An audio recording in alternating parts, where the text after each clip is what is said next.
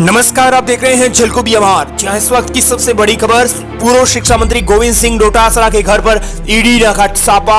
ED ने किया बड़ा खुलासा। राजस्थान में कांग्रेस के प्रदेशाध्यक्ष गोविंद सिंह डोटासरा के जयपुर और सीकर स्थित घरों पर ईडी ने रेड मारी है। इन छापों के बाद राजनीतिक घमासान शुरू हो गया है। वहीं दूसरी ओर आज ईडी ने सुबह सुबह एक बड़ी खबर दी है।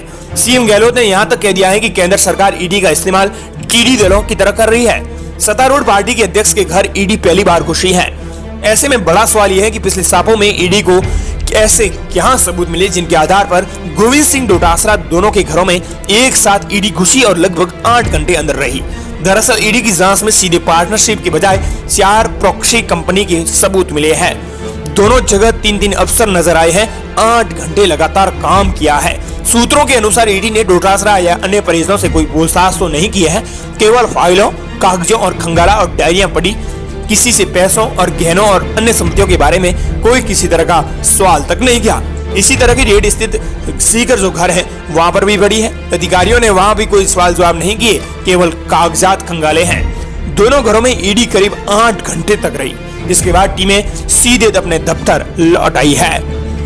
दरअसल सूत्रों के मुताबिक शिक्षक भर्ती परीक्षा के पेपर लीक मामले में शेखावटी की कलाम एकेडमी का नाम सामने आया था।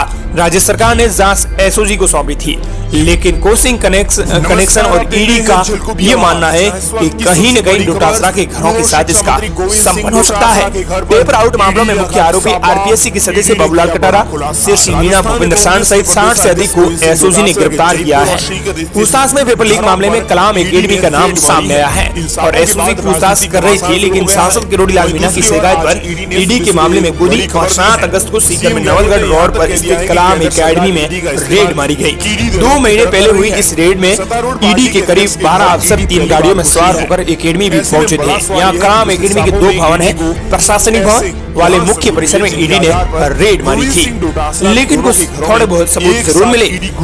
अब 2 महीने पहले छापों से ईडी के सामने यह स्पष्ट हो गया था कि कंपनी के रिकॉर्ड में डोटासरा के बेटों का कहीं नाम नहीं है, लेकिन कलाम एकेडमी से जुड़ी 7 प्रॉक्सी कंपनियां हैं जिससे लेन देन हो रहा है। सूत्रों के मुताबिक ईडी ने गुरुवार को डोटासरा के घरों पर डाली गई रेड का एक मुख्य कारण है। ईडी अब जानना चाह रही है कि कलाम एकेडमी में आने वाला पैसा किस तरह से पार्टनर्स में बांटा जाता था और प्रॉक्सी कंपनियों तक कितना हिस्सा पहुंचता था। प्रॉक्सी कंपनियों से किन लोगों के तार जुड़े हुए हैं, इन्हीं सवालों के जवाब जानने के लिए ईडी ने गोविंद सिंह डोटासरा पर छापा मारा था।